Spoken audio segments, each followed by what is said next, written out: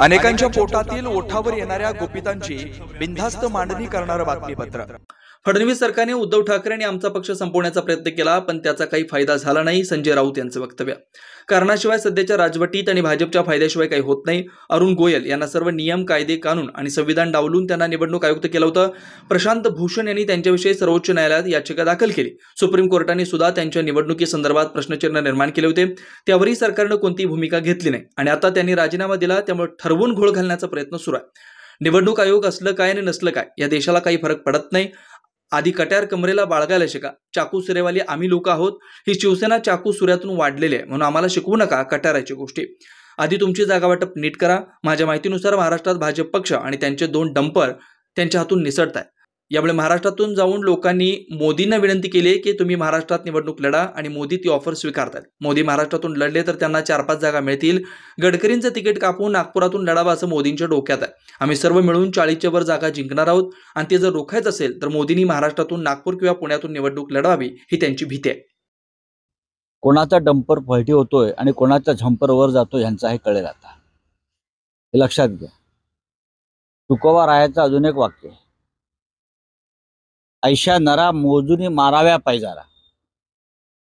काय? ऐशा नरा मोजूनी माराव्या पैजारा। या भाजपवाल्यांना आणि या फडणवीस सारख्या लोकांना जनता रस्त्यावर मोजून पैजारा मारेल, हे तुकारामाने सांगितले। तुकारामाचे अभंगगाथा ह्या लोकांनी नीट वाचावे, नीट वाचा। डुकरात जरी डुक्कर किती चिखलात लोळलं आणि त्याला सांगितले तुम्ही स्वर्गात येता का, तरी नाही, तो हे चिखल हात माझा स्वर्ग आहे।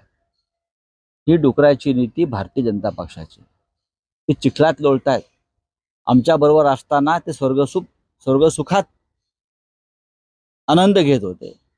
आज ते 2 डबकी आहेत त्यांच्या बाजूला, त्या डबक्यात ते डुकरं लोळतायत। आणि देवेंद्र फडणवीस यांची सध्याची का वचवच सुरू आहे, अशा प्रकारचं वक्तव्य करू शकतो। उद्धव ठाकरे यांनी ज्या प्रकारे महाराष्ट्रात तुफान निर्माण केलाय, त्या तुफानाची त्यांना भीती वाटते। उद्धव ठाकरे यांना संपवण्याचा, त्यांचा पक्ष संपवण्याचा आमचा हर कोशिश प्रयत्न या फडणवीस छाप लोकांनी केले, बरं का, पण काही फायदा झाला नाही। ज्यांच्या कचऱ्याच्या डंपरमध्ये हे बसले आहेत, तो डंपर आहे, तो कचऱ्याचा डंपर आहे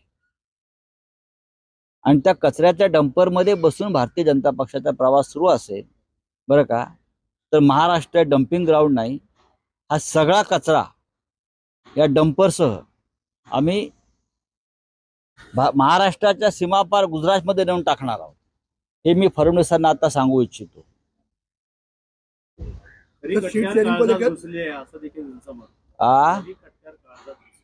आधी कट्यार कमरेवर बाळगायला शिका।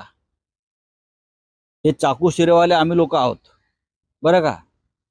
ही शिवसेना चाकू सुऱ्यातून वाढलेली आहे, हे आम्हाला शिकवू नका कट्टारीच्या गोष्टी, या नाटकी। हे आमची कट्टार घुसली ना, ती कुठे घुसते त्यांना माहिती आहे आणि कोणत्या भोकात घुसते ती। तो सीट शेयरिंग को लेकर क्या अभी निर्णय हो पाया है, क्या अंतिम बैठक कब होगी महाविकास आघाड़ी की सीट शेयरिंग? आणि दुसरी गोष्ट अशी आहे, आधी तुमचं जागा वाटप नीट करा। माझ्या माहितीनुसार महाराष्ट्र हा भारतीय जनता पक्ष आणि त्यांचे 2 जे डंपर आहेत ना कचऱ्याचे, त्यांच्या हातून निसटतोय पूर्णपणे। बेधडक निर्भीड बिनधास्त मांडणी करणारा खबऱ्या लाईव्ह।